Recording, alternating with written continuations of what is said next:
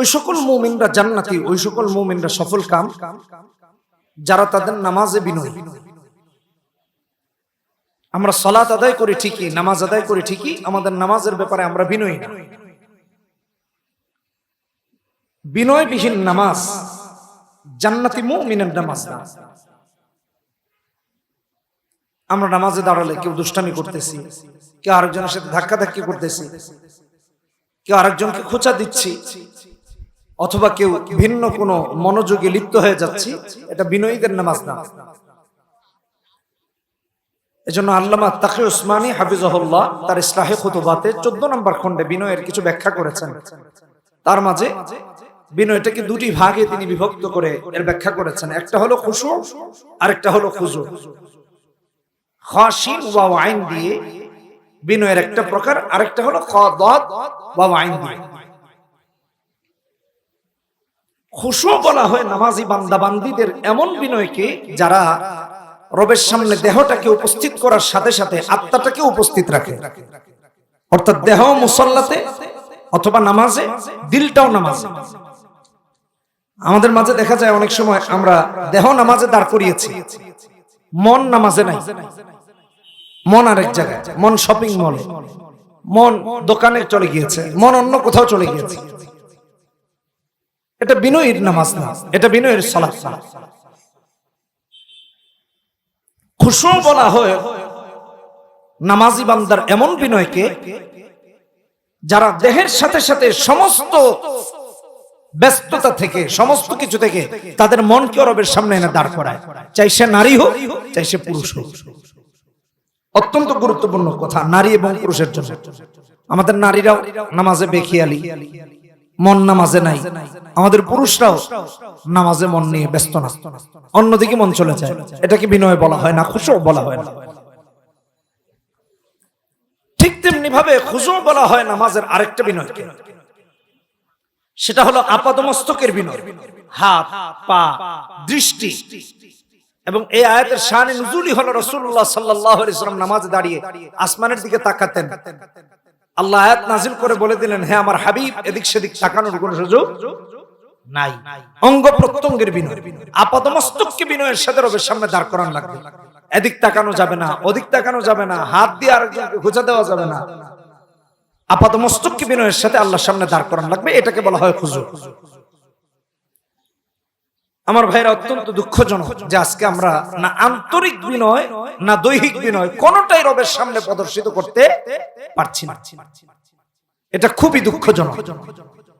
এজন্য আমরা সালাত আদায় করি ঠিকই, এই সালাত রবের কাছে পৌঁছায় না, কবুলও হয় না। সময় থাকলে অনেকগুলো আমাদের বাস্তবিক দৃষ্টান্ত দিতাম, তাহলে আরো বুঝতেন। আশা করি এখান থেকে যেটুকু বোঝা যায় একটু বুঝেন। রিসেন্টলি দেখেছি একটা ভিডিও ফেসবুকে, সামাজিক যোগাযোগ মাধ্যমে ভাইরাল হয়েছে। নামাজে দাঁড়িয়েছে তো একটা ছেলে পাশে থাকা আরেকটা ছোট্ট বাচ্চাকে রুকুতে গিয়ে পেছন দিয়ে পা দিয়ে লাথি দিচ্ছে। এটা জঘন্য অপরাধ। সালাত একদিকে ইসলামের ভিত্তি, বুখারীর 8 নম্বর হাদিসে এসেছে, আবার অন্যদিকে এটা ফরজ ইবাদত। যে মুমিনের কাছে ফরজ ইবাদতের গুরুত্ব নেই, 1 2 নাম্বার যার কাছে ইসলামের ভিত্তির গুরুত্ব নেই, তার কাছে তো দ্বীনই নাই, তার তো ইসলামই নাই, তার কাছে ইসলাম নিরাপদ না। এজন্য জান্নাতি মুমিনের বা সফলকাম মুমিনের প্রথম গুণ হলো নামাজে বিনয়ী হওয়া। 2 নাম্বার ওয়াল্লাযীনা হুম আনিল লাগওয়ি মুরিদুন, অহেতুক কথা কাজ থেকে বিরত থাকা। আমার ভাইরা, এই একটা আয়াতের আলোচনা যদি আলেমরা করেন, মোটামুটি 2-1 ঘন্টা করা যাবে। আমি এর মতো অনেকগুলো আয়াতের ব্যাখ্যা সংক্ষিপ্ত আকারে শুধু এই বিষয়গুলোকে আপনাদের সামনে উপস্থাপন করে শেষ করছি। অহেতুক কথা কাজ থেকে বিরত থাকা। আমরা গীবতে লিপ্ত, পরনিন্দায় ব্যস্ত, গালাগালিতে ব্যস্ত, একজন আরেকজনকে গালি দিচ্ছে। এটা কতটা জঘন্য একটু চিন্তা করে দেখি। রাস্তাঘাটে ছোট বাচ্চা একজন আরেকজনকে গালি দিচ্ছে। আমাদের মাঝে এমন অনেক বাবা মা আছেন যারা বাচ্চার সামনে গালাগালি করে বাচ্চাকে শিক্ষা দিচ্ছেন যে গালি এভাবে দিতে হবে। এটা কবিরা গুনাহ একদিকে, দ্বিতীয় এই গুণ জান্নাতি মুমিনের গুণ না। যে জান্নাতে যেতে চায় সে এমনটা করতে পারে না, মুমিন এমনটা করতে পারে না। গালাগালি প্রতিটা সেক্টরে আম হয়ে গেছে, জনসাধারণের মাঝে তো আম হয়েছে অনেক আগে, এটা আমাদেরকে ছাড়া লাগবে। কিন্তু এর চেয়েও জঘন্য বা দুঃখজনক হলো এখন অনেক মাহফিলে, অনেক তাফসিরে আমি আমার নিজের কানে শুনেছি, নিজের চোখে দেখেছি, আপনারাও ইউটিউবে সার্চ দিলে দেখবেন, আলোচক বা বক্তা স্টেজে বসে গালি দিচ্ছেন। এবং আমি আমার নিজের চোখে এত জঘন্য দৃশ্য দেখেছি। আল্লামা আহমদ শফী রাহমাতুল্লাহি আলাইহিকে গালাগালি করা হচ্ছে ওয়াজের মঞ্চে বসে, এই দৃশ্যও দেখেছি। আমি এর বেশি কিছু বললাম না। একজন আলেম অথবা সাধারণ একজন মানুষও এত বড় জঘন্য পাপ, এত বড় কবিরা গুনাহ, এতগুলা মানুষকে সাক্ষী রেখে আবার ওয়াজ মাহফিলে করতেই পারে না, এটা অসম্ভব। এটা কিভাবে সম্ভব? যেখানে আল্লাহ বলছেন ওয়াল্লাযীনা হুম আনিল লাগwi মুরিদুন, আপনি আর আমি এটা কিভাবে করতেছি? বুখারীর হাদিসে এসেছে 6138 নম্বর হাদিস, রাসূলুল্লাহ সাল্লাল্লাহু আলাইহি ওয়াসাল্লাম বলেন মান কানা ইউমিনু বিল্লাহি ওয়াল ইয়াউমিল আখির ফালিয়াকুল খায়রা আও লিয়াসমুত, যে ব্যক্তি আল্লাহর উপর ঈমান এনেছে, পরকালে বিশ্বাসী হয়েছে, সে বললে ভালো কথা বলবে, নচেত চুপ হয়ে যাবে। গালাগালি করার কোনো সুযোগ মুমিনের নাই, আর জান্নাতি মুমিনের তো আরো নাই। কিভাবে করি এটা? দেখেন সারা পৃথিবী আজকে মুক্তির জন্য লড়াই করছে, শান্তি সম্মেলন করছে, সবাই বলছে মুক্তি কিসের মাঝে আছে, শান্তি কোথায় পাবো? আমি একটা ঐতিহাসিক হাদিস আপনাদেরকে একটু মনে করিয়ে দিই। তিরমিজির হাদিস 2586 নম্বর হাদিস। রাসূলুল্লাহর বড় মাপের একজন সাহাবী উকবা ইবনে আমির রাসূলের কাছে এসে বলছেন, ইয়া রাসূলুল্লাহ, মুক্তি কিসের মাঝে আছে? মুক্তি পেতে চাই। নবীজি তিনটি মুক্তির পথ উকবা ইবনে আমিরকে শিখিয়ে দিয়েছেন, আর কিয়ামত পর্যন্ত আগত প্রতিটা মুমিনকে সবক হিসেবে জানিয়ে দিয়েছেন। এক নাম্বার হলো আমসিক আলাইকা লিসানাক, উকবা নিজের জবানকে কন্ট্রোল করো। ওয়ালিয়াসাকা বাইতুক, ঘরটাকে তোমার জন্য প্রশস্ত করে দাও। ওয়াবকি আলা খাতিয়াতিক, নিজের পাপের জন্য, ভুলের জন্য কাঁদো, মুক্তি পেয়ে যাবে। আমার ভাইরা, আমরা ওই তিনটা কাজের যদি বিশ্লেষণ করতে পারতাম, তাহলে আমি বুঝাইতে পারতাম যে আসলে আমরা মুক্তির কোন পথ রেখে কোন পথে হাঁটতেছি। সংক্ষেপে বলি তাও, এক নম্বর জবানকে কন্ট্রোল করতে বলেছেন নবীজি। আমাদের জবানের কন্ট্রোল নেই, এমনকি মাহফিলে বসে, ওয়াজে বসেও কন্ট্রোল নেই, যা মুখে আসতেছে তাই বলে দিচ্ছি।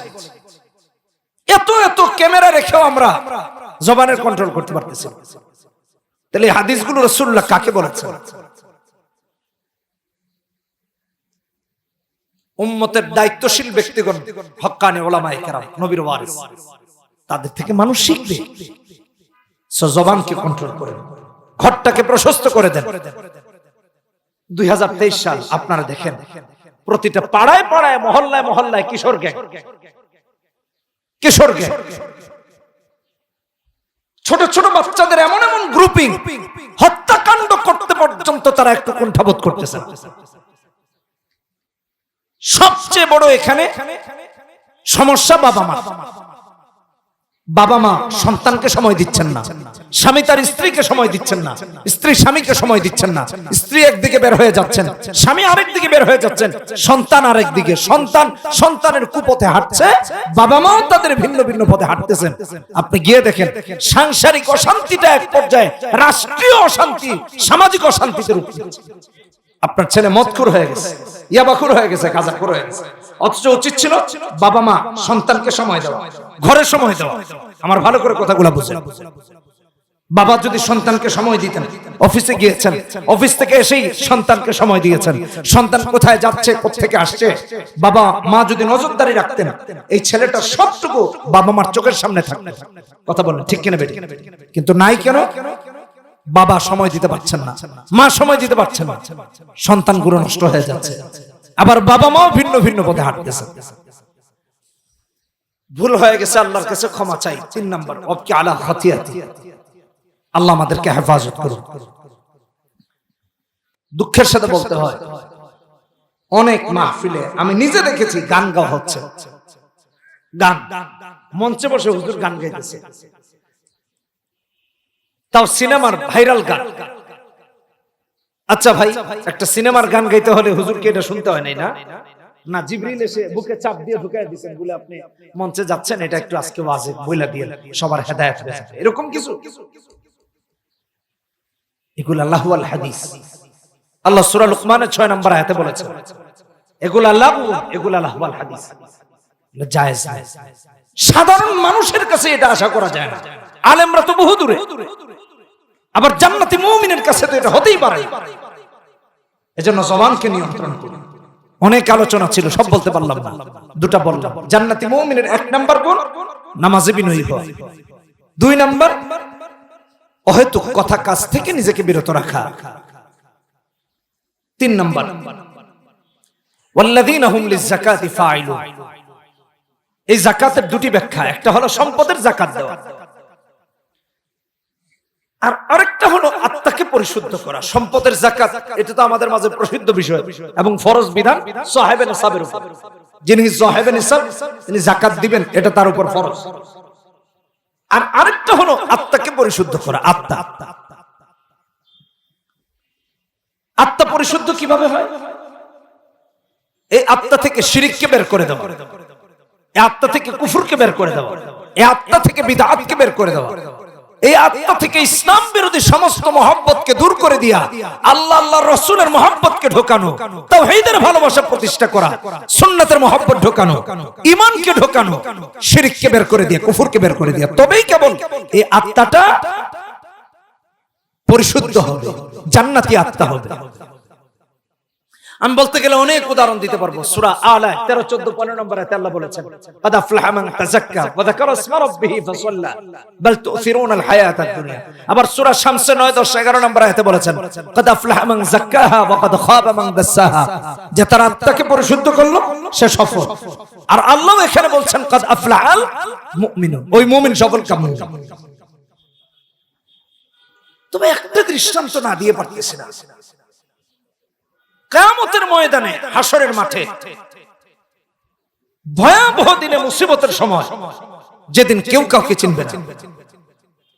সূরা শুআরাতে আল্লাহ 88, 89 নম্বর আয়াতে বলেছেন ইয়াউমা লা ইয়ানফাউ মালু ওয়ালা বানুন ইল্লা মান আতাল্লাহা বিকলবিন সালিম।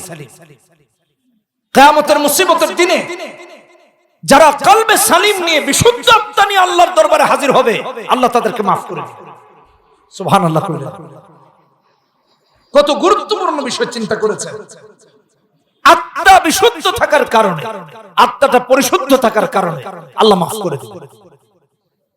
ইল্লা মান আতাল্লাহা বিকলবিন সালিম। আল্লাহ কোরআনে বলেছেন সূরা শুআরা 88, 89 নম্বর আয়াত, এগুলো একটু করে দেখেন পড়ে।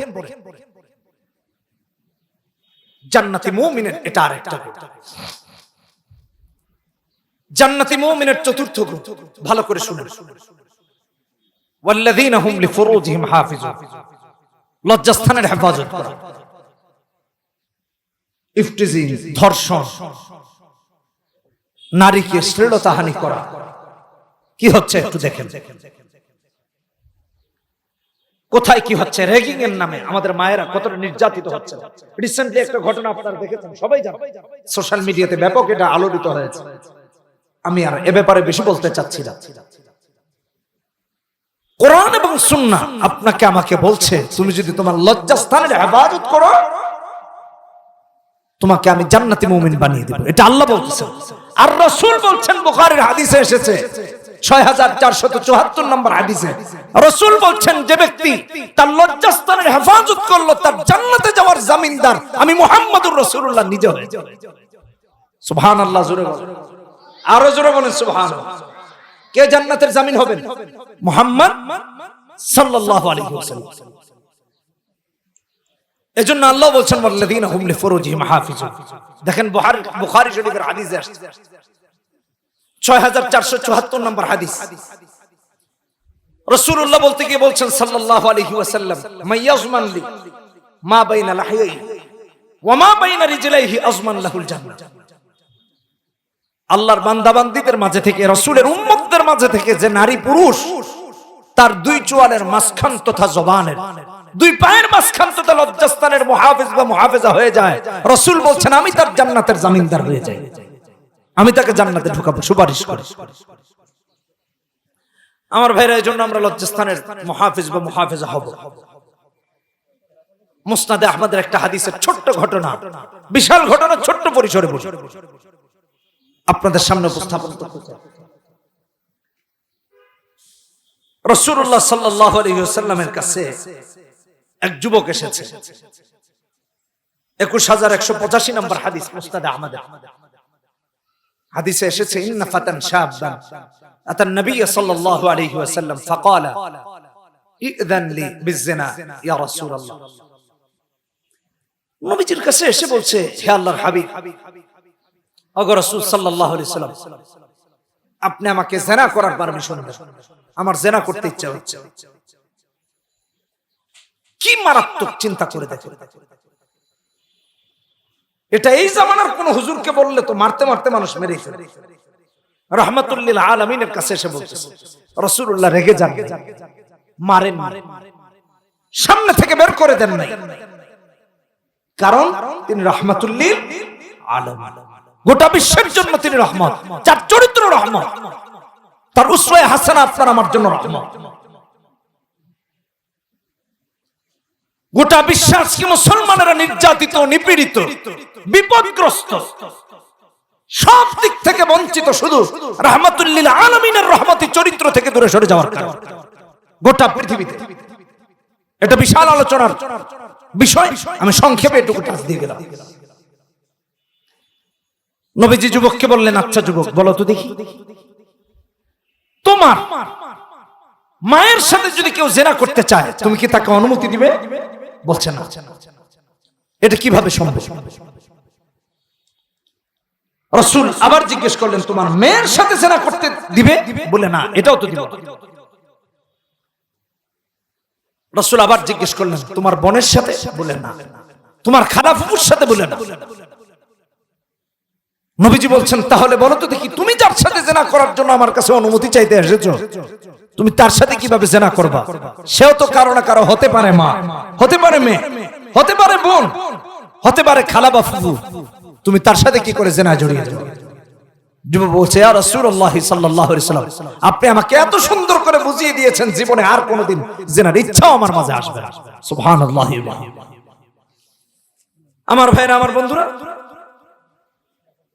যে কথা বোঝানোর জন্য এই কথাগুলো বলেছি, একটু ভালো করে বোঝানো। এটা মুমিনের গুণ। আজকে জিনা ব্যভিচার যেভাবে অ্যাভেলেবল হয়ে গিয়েছে, নারীদেরকে শ্লীলতাহানির শিকার হতে হচ্ছে, এই সব কিছু থেকে যদি মুক্ত করতে হয়, তাহলে একমাত্র কোরআন সুন্নাহর বিকল্প আল্লাহর জমিনে আর কোনো কিছু নাই। আছে? কিচ্ছু নাই। এটা জান্নাতি মুমিনের গুণ। ভাইরা আমার, 5 নম্বর জান্নাতি মুমিনের গুণ, আমানতের মুহাফিজ হওয়া। আজকে আপনি আর আমি আমানতের ব্যাপারে মুহাফিজ না। 6 নম্বর জান্নাতি মুমিনের গুণ, ওয়াদা রক্ষার ব্যাপারে যত্নবান হওয়া। আমাদের মাঝে এটা নাই। ওয়াদা করলে এটা পুরা করতে হবে, এটা আমরা বাধ্যতামূলক যে এটা জানি। এটার সাথে যদি কেউ খামখেয়ালি করে সে যে মুনাফিক হয়ে যাচ্ছে, তারও খবর নাই। দেখেন আপনি আর আমি কোথায় চলে গেছি। ওয়াদা খেলাফি করে এটা মুনাফিকের কাজ, আমানতের খেয়ানত করে এটা মুনাফিকের কাজ।